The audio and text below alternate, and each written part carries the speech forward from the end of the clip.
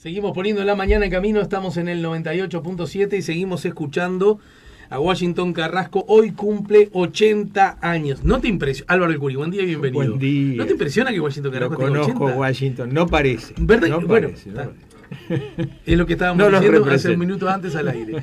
Yo tengo la alegría, el honor, el privilegio de considerarme amigo de él. Loco, no da. Está igualito. Todo el pelo, ese pelo de león. No se le cae el pelo. Estará más blanco el pelo, pero lo sumo. Siempre está en línea. ¿Qué me contás? Bueno, Álvaro El Curi, buen día, bienvenido. Buen día, Ali, querido. Vamos a ir a la consigna del día de hoy. Bueno, que de algún modo se vincula con lo que recién conversamos en el Off the Record acerca del diciembre y cómo nos mueve la aguja, ¿no? A casi todos. Sí, hemos hablado varias veces yo le llamo el síndrome del arbolito. De chicos fuimos condicionados, no voy a decir traumados, pero sí condicionados a que algo maravilloso, mágico, lindo iba a pasar. Y éramos niños, y bueno, y con más o menos suerte, uno algún regalo recibía de algún ser mágico, especial, aunque hubiera carencias económicas, o no hubiera demasiada creencia por parte de los papás. En los niños se mantiene este clima. Pero claro, vamos creciendo. Y esperar algo lindo, mágico, algo que nos haga felices, que no depende de nosotros, básicamente. Cuando somos grandes, empieza a chocar contra la realidad. La realidad es que las cosas dependen de nosotros. Si uno no las hace, si uno las gestiona, si uno no se lleva bien con los vecinos, no es que mágicamente me voy a amigar con los vecinos porque son la fiesta. En realidad o con los parientes. El auténtico, no sé si la palabra es la adecuada, la esencia del, se supone, espíritu navideño, que tiene que ver con el nacimiento de Jesús, con todo lo que representa, por lo menos para nuestra civilización, ¿no es cierto? Sí. Y más allá de apegos o desapegos con el formato religioso, claro. En realidad ese principio, el del encuentro con el otro, es un principio maravilloso, formidable, ¿no? Sin duda. Y totalmente compartible. Claro. Lo curioso es por qué lo hemos transformado. No sé, porque cuando digo lo hemos transformado es suponer que alguna vez estuvo vigente y no me animo a tanto. ¿Por qué siempre está atravesado por tantas tensiones, no? Yo creo que por el trauma infantil. Ahora lo dije. Quedamos marcados de niños con determinadas costumbres. Entonces, ese niño tiene que madurar, tiene que crecer. Muchas veces madurar y crecer, Ale, es hacer un duelo.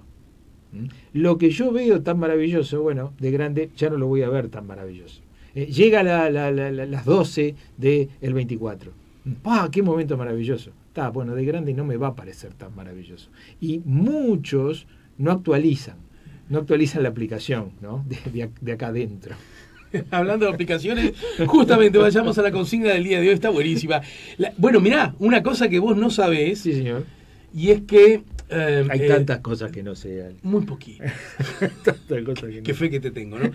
Alvarito, ¿sabés que acaba de presentarse un proyecto que lleva como nombre Laboratorio de Opinión Pública y Redes Sociales? Ajá. Un laboratorio de investigación académica del Departamento de Ciencias Sociales de la Universidad Católica del Uruguay, que trabaja junto con Cifra y con Opción Consultores y el Roper Center, después hablaremos, pero lo cierto es que la idea está dedicado a, recopilar, analizar datos de opinión pública, realizar experimentos en encuestas y analizar datos de redes sociales en Uruguay y América Latina. En un ratito, con el doctor en Ciencia Política y docente de la Universidad Católica, Juan Bogliacini, que es además uno de los directores de este proyecto, vamos a estar conversando. Buenísimo. Pero me parece que se enlaza maravillosamente bien, sin haberlo... Podría sacarme dique y decir que como vos tenías esa consigna, yo hice esa invitación, o como tenía esa invitación, pero en realidad no fue así la cosa. Habla de un momento... estaba todo calculado, hay que decir. Lo cierto es que la consigna que vos nos traes hoy, las redes sociales de antes, los jóvenes de ahora y la realidad, la de siempre, enlaza bien con todos estos asuntos, ¿no? Sí, bueno, vamos a hacer un diálogo que estoy reproduciendo. Esto no es estrictamente ficción, le agregué alguna cosita. Pero este diálogo ocurrió entre un papá y un hijo de unos 11, 12 años. una preadolescencia. Papá, no había redes sociales en tu época, ¿no? El padre. Claro que había. No, no había. ¿Cómo no? Dice el padre. Estaba el boliche, estaba la barra de la esquina, estaba el picadito en el baldío de acá a la vuelta, que sigue baldío, hacer los mandados, el club, barrer la vereda, colgar la ropa, la playa, el tablado, el bondi. Puedo seguir. Ah, qué vivo. Esas redes no eran de verdad, dice el hijo. Dice el padre, no eran como las de ahora, pero eran de verdad, sí. ¿Cómo de verdad? La gente charlaba de verdad, se conocía de verdad, se ayudaba de verdad, tenía amigos de verdad, jugabas de verdad, te querían y te odiaban de verdad, todo era muy de verdad. Sí, pero no tenías likes, no tenías videos, no tenías juegos, no podías ni chatear. Eso era una porquería, dice el hijo. El padre, tranqui, ¿no? Si alguien te gustaba o vos le gustabas a alguien, se lo tenías que decir cara a cara. A lo sumo podías mandar una cartita de papel. ¿Y cómo costaba? Pero ¿sabés qué? Eso era de verdad. Rarísimo, dice el chiquilín. El padre contraataca. Rarísimo es que no conozcas a tus amigos. Rarísimo es que le gustes a desconocidos, que vivas pendiente de la vida de extraños. Y a los que sí los conoces no les des bola. Eso es rarísimo. Y rarísimo es no tener reuniones presenciales, vivir a través de las pantallas, tener miedo al contacto físico, usar identidades falsas, agregar y desagregar gente como si todo vínculo fuera descartable.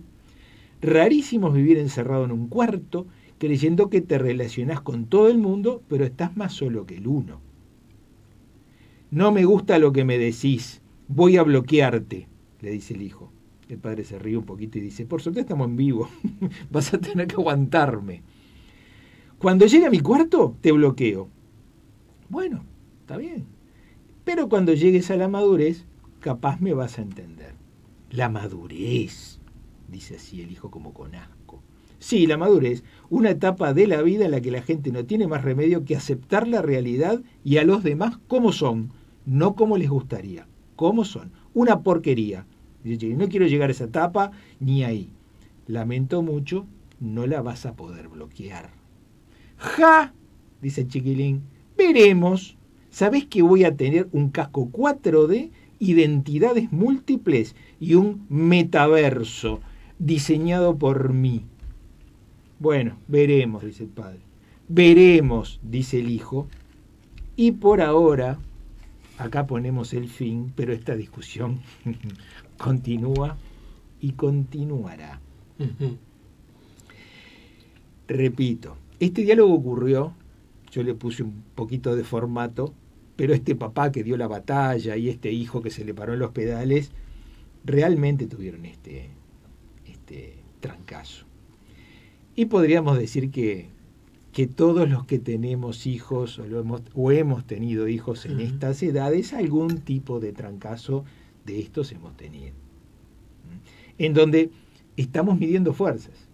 Los de la otra cultura, la cultura diría yo, de la edad de piedra, analógica, presencial, y estos muchachos, estos chiquilines que usan la tecnología, la entienden, nacieron con ella, ya la mayoría existen las tecnologías sobre todo del relacionamiento a través de internet en forma virtual, con gente a distancia, etcétera, y lo consideran lo más natural del mundo, ¿no? Ajá. Y bueno, y es por ahora un conflicto que tenemos planteado y no podemos desconocer. ¿Y cómo hubiera sido el diálogo? Porque medir fuerzas hijos padres no necesitamos de redes sociales. Es más ¿verdad? viejo que sí. Sí. A ver. Y que el hijo piense que el momento de ahora es el mejor, sí, y que el padre no sabe nada. Eso ha ocurrido siempre, ¿no? Sí, con matices. Sí. ¿Cuál sería la...? Es una obra de Florencio Sánchez y bueno, está a principios del siglo, claro, la misma discusión. ¿Qué pasa con esto? Los papás tenemos que educar en un contexto que no es el nuestro, y no sabemos muy bien cómo enfrentar este asunto, qué está bien y qué está mal. Podríamos decir que hay dos grandes, como siempre, ¿no? Dos grandes extremos. Ujú. Los papás que siga, vamos arriba con la tecnología, que tenga todas las pantallas y está bien y lo fomento. Y los papás que están en la onda opuesta. La lucha frontal, yo diría que es una batalla perdida contra las pantallas, hasta incluso un poco a contramano con aspectos básicos de la socialización y de la educación de los chiquilines, que sin la tecnología ya prácticamente te quedás afuera en lo educativo. Ujú. Ni siquiera, de lo social obviamente, pero en lo educativo. Entonces, vos sabés, Ale, que a mí me gusta el camino del medio. Entonces, de lo que se trata es de ayudar a que los papás puedan acompañar a los chiquilines en lo mismo que los papás tenemos que acompañar de toda la vida, en el camino de crecimiento de nuestros hijos, no importa si es a caballo, en un carruaje de 1800 o navegando por las aguas de la virtualidad. Pero poder acompañarlos no quiere decir vamos arriba con todo lo que quieras hacer, porque algunos límites yo tengo que poner, porque las pantallas en algunos momentos tienen que estar apagados, porque tú no podés confundir el mundo de la virtualidad con la realidad, porque la sobredosis de lo que sea necesita límites, y los límites los conocemos los adultos y los chiquilines no necesariamente los conocen. Entonces, hay algunas recomendaciones ya que andan en la vuelta, desde sociedades de pediatría en Estados Unidos, en Europa, aquí también, que recomiendan el apagado de las pantallas, un tiempo limitante de pantallas, la no exposición a las pantallas de niños menores de 4 años. Las pantallas tienen que estar vinculadas a lo educativo y en el formato educativo limitarse a eso. No seguir con las pantallas cuando la parte educativa termina. Bueno, desconectar, poder no sustituir sobre todo lo que es presencial, lo que es al aire libre, lo que es juego, lo que es socialización con pantallas, porque eso es insustituible. Pero ¿por qué algunos conceptos claros. Por supuesto que entiendo y no solo entiendo, sino que comparto la idea de que digamos, el abuso de cualquier plataforma, de cualquier cosa, ¿no? ¿Sí? Siempre traigo el mismo ejemplo, que Cervantes generó el Quijote y el Quijote se fue al carajo de tanto leer, o sea, de tanto usar sus pantallas. Estaba de alguna manera enloquecido por los relatos de caballería, ¿verdad?, que consumía. Claro, y entonces también se desapegó de la realidad, y bueno, después el autor usa todo eso, claro, para hablar de cosas del presente, ¿no? Pero me refiero al que bien podría aplicar con alguien que de pronto sea, como decías vos, y como dice el gurí, o con el papá le dice al gurí, incapaz de distinguir, discriminar, palabra que vos reivindicás, ¿verdad? Es decir, lo cierto de lo incierto, la verdad de la mentira, la realidad de la fantasía, etcétera, etcétera. Eso parece ser muy claro que es necesario en cuanto a la dosis. Pero, por ejemplo, las pantallas. En realidad, yo no sé qué edad tiene el papá de ese chiquilín, pero yo ya dejo de hablar de tu caso en particular, ¿no? Sí. Un padre de un niño de 11 años, un preadolescente, otro dato que sí ha cambiado, ese diálogo hoy de pronto lo tiene un gurí de 11. Y de pronto, décadas atrás, necesitabas 15 años para tenerlo. Sí. Y mucho más atrás, 18, 20 o más para tenerlo, ¿no? Sí, hasta claro, ahí, ¿verdad? Sí, ha habido como un cambio. Vos también has hablado mucho de eso. Pero hay un asunto que yo percibo que no me termina de cerrar. Porque el padre del chiquilín de 11 años, pensemos, los que conocemos que tienen padre de 11 años. Este era un padre 50. Bien. Que cada vez hay más. Dale. Bueno, fenómeno, porque yo no quería ponerme como ejemplo porque sí, yo soy un padre tardío. Cada vez hay más. Bien, pero igual somos minoría. Mis compañeros, todos tienen hijos grandes y algunos ya son abuelos, ¿no? Mis compañeros del liceo. Y yo tengo un hijo de 8. Fui papá a los 48, cualquiera sabe que eso es más bien excepcional. Ajá. Pero lo que quiero decir, que aún en mi caso ocurre dos cosas. Por eso me gustaría conocer a ese padre. Primero, dos cosas ocurren distintas. Nosotros los criamos con pantalla también. Nosotros pasábamos mirando televisión. Sí. Y yo creo que nos hemos olvidado de eso. Y voy a decir algo.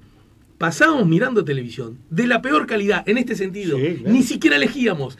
Lo que había que verlo porque era el fenómeno visual que existía. Y nos papábamos las porquerías más grandes que te puedas imaginar, aún aquellas que estaban destinadas para niños. Sí, sí. ¿No es cierto? Entonces eso de ver la pantalla como algo relativamente nuevo, en mi caso... eran pantallas muy acotadas en el tiempo, que estaban en un lugar físico Sí. común, que no sustituían la socialización como hoy, Bueno, y que ahí... no permitían interactuar, eran otras Yo pantallas. no, con cariño, con respeto y con admiración, yo no tengo esa mirada. Por ejemplo, el famoso, los chiquilines de antes que teníamos actividad física, a diferencia de los de ahora que están encerrados. Yo pienso en mi hijo, pero sé que mi hijo no luce necesariamente como una excepción, porque, bueno, yo te aseguro que Juan tiene actividad física 70.000 veces más grande que la que tenía yo. Claro. Va a la piscina, va al fútbol, tiene la gimnasia.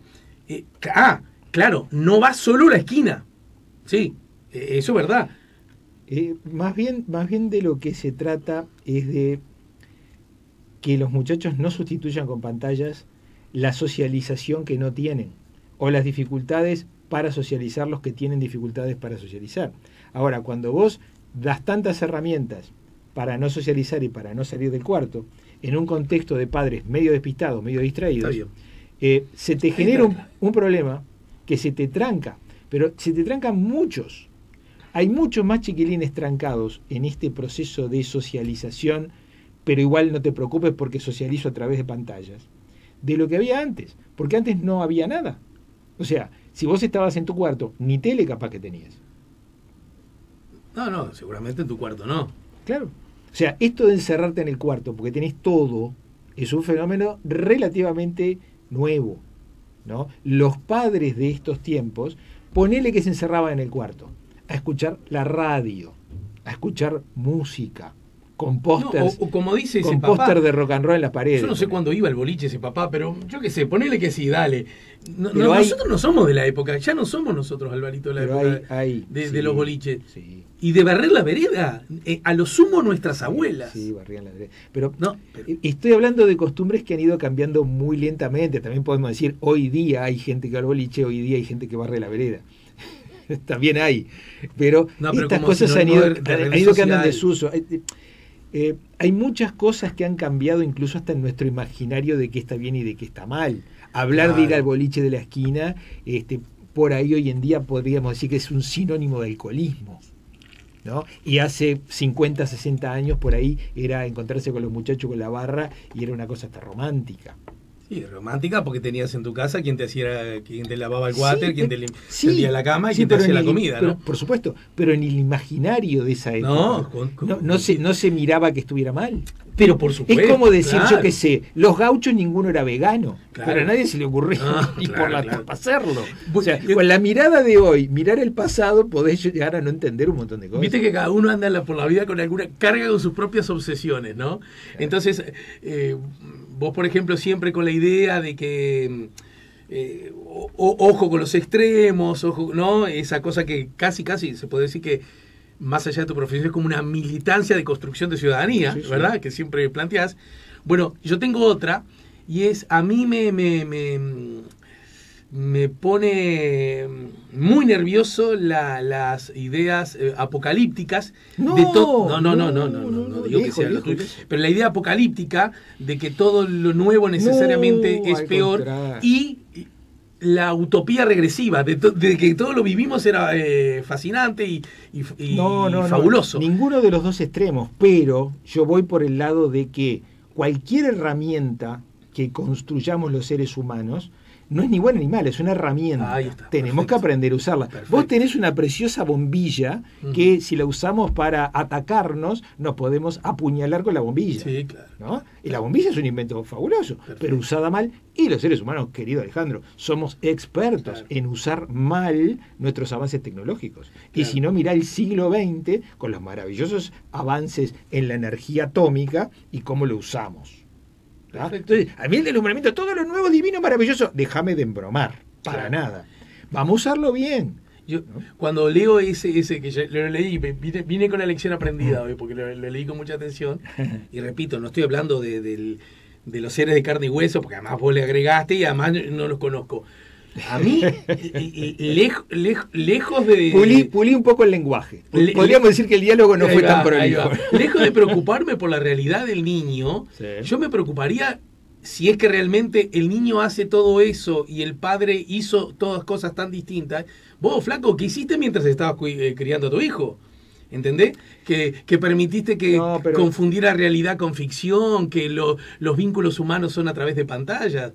A mí me parece que estamos increpando también a nosotros en nuestro rol de padres, adultos, responsables, ¿no?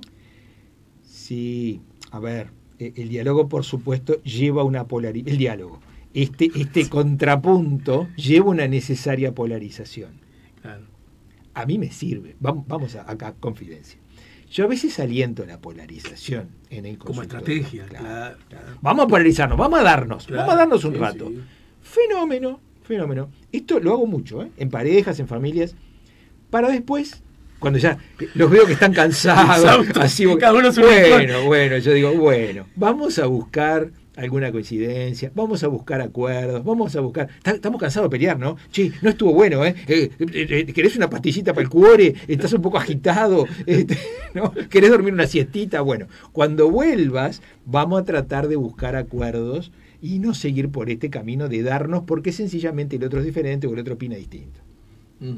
Bien, mirá, Laura, que creo que contradiciendo lo que yo señalaba. Bueno, porque además hay otras cosas, ¿no? Después están las peripecias personales que no siempre aplican al promedio.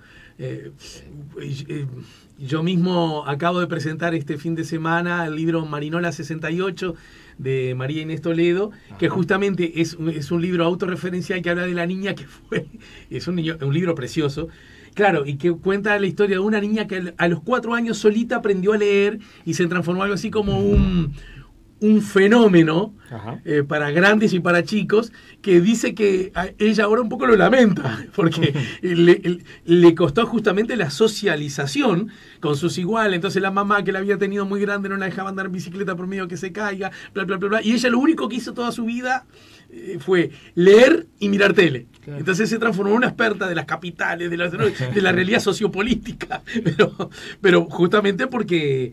Pero nadie podría decir que es el representante típico de aquella época, ¿verdad? De alguien nacido en el 61. Claro. Y lo digo porque pues, quiero ser honesto con Laura, que me dice, yo voy a cumplir 46 y en mi adolescencia jugaba al pool en la cantina que todavía está en mi barrio. Claro. Y Marina dice, las pantallas llegaron para quedarse con sus ventajas y sus desventajas. Lo agregan estas oyentes, en realidad también son televidentes, porque nos siguen a través de nuestro canal YouTube La Mañana en Camino, ¿sí? En todo caso, ¿cómo? Porque eso es un asunto que, ya de paso te pido una consulta personal, ¿cómo encontrar el famoso punto medio? Por aquella cosa de que hablábamos incluso en nuestra época, quizás mirar mucha televisión era malo, pero no saber nada de Titanes en el ring podía ser peor. Muy malo. Y víctima de bullying y ser el rarito de la clase, ¿no es cierto? Practicábamos la patada voladora en la puerta de la escuela Grecia. Claro. No me olvido nunca más. Claro. Digo, ni siquiera no llegábamos a entrar, ya estábamos practicando la patada voladora con el primero que encontrábamos. Sí, claro. Lo cual no estábamos muy bien practicando la patada voladora. Pero no saber lo que era eso hubiera sido quedar afuera. Y trasladarlo a la hora. ¿Cómo encontrar? ¿Cómo...? Otra vez, tenemos que acompañar a los chiquilines. El desafío es acompañarlos en cosas que nosotros no vivimos en nuestras épocas. Nosotros no socializamos a través de las redes, no había redes, eso sí seguro no había. Las redes van mucho más allá de las pantallas. Ojo al gol. Las redes es una comunicación en tiempo real con otro que está ahí. Entonces tiene un efecto de realidad mucho más fuerte. Yo diría que lo de las redes es un fenómeno que nos supera en ese sentido. Ni te cuento si además generás una impresión de realidad cada vez más tangible. Si le agregás tacto, si le agregás sonido, si le agregás profundidad a la imagen, si le agregás inmersión, como se está hablando ahora con el metaverso, esto y el casco de la realidad virtual. No sabemos cómo vamos a reaccionar a esto. De hecho, hay películas de ciencia ficción que lo cuentan y es un poco escalofriante porque en las películas de ciencia ficción siempre alguna macana, el ser humano se manda con la tecnología, se va de mambo, confunde el mundo virtual con el mundo real. Pero yo diría, lo que más me preocupa, Ari, donde pongo el énfasis en, estamos educando para una vida en la que nos necesitamos unos a otros. Recuerdo a Martin Buber, no hay yo sin tú, necesitamos de los vínculos. Los vínculos siguen siendo nuestro principal soporte. Sin el otro no podemos sobrevivir, no sabemos ni quiénes somos. La idea hasta de identidad se ve afectada si no hay un otro. Para construirnos a nosotros mismos tenemos que tener vínculos con los demás. Los vínculos tienen que ser de buena calidad. Y no hay buena calidad en los vínculos, querido amigo, si no hay presencialidad. Uh-huh. Y por ahí me quedo. Presencialidad es estar, claro, aquí y ahora. En realidad la importancia del otro, en el diálogo ese está insinuado, puede ser muy nefasta. Si vos sos importante en la medida que posteas algo que tenga muchos likes, ¿no? ¿Qué te parece? Entonces, pero ahí el otro parece ser jugar en contra. Pero ¿de qué hablamos cuando hablamos del otro, no? Y hago cualquier cosa con tal de que me den like y me quedo contento porque tengo un montón de gente que son desconocidos que me pone like. Perfecto. Lo que y yo hago quiero cualquier decir, cosa. Pero acordate de aquello cuando íbamos en barra. ¿Sí? Cuando íbamos en barra, sí. Que para ocupar un lugar en esa barra, hacías una macana. De pronto hacías una macana, sí, porque te creías el gracioso y 4 de esa barra te lo festejaban, sí. Y vos creías, entonces por acá. Y siempre tenías esa voz, o no la tenías, que te decía, no hagas boludeces solo por quedar gracioso, no, mira que no importa, no solo importa quedar bien, ¿verdad? Pero los mecanismos para compensar eso también ocurrían en vivo y en directo. Vos le estabas haciendo bullying al gordito y yo qué sé, y 3 o 4 se reían, pero un día te agarraba la maestra y te decía, bueno, estás castigado, o te veía tu papá, y era en vivo y en directo. Y hoy en día, al mediatizar todo esto, la fantasía de grandiosidad, creerme que soy tan importante, sí. Puede ser mucho más grande, y las vías para contrarrestar esa fantasía pueden estar trancadas. Eso es cierto. Es cierto. Lo veo del mismo modo que vos. Pero cuidado. En nuestra época, y aún más atrás, ni siquiera percibíamos el daño que le podíamos hacer a alguien más con el bullying. Pero estaba permitido. No. El gordito, el sopaboba, el pecoso, la pasaba mal. Y a nadie se le ocurría ponerle un freno. Esas son cosas de la hora que son mejores que la de Yo creo que estás haciendo una lectura del pasado con los lentes de ahora.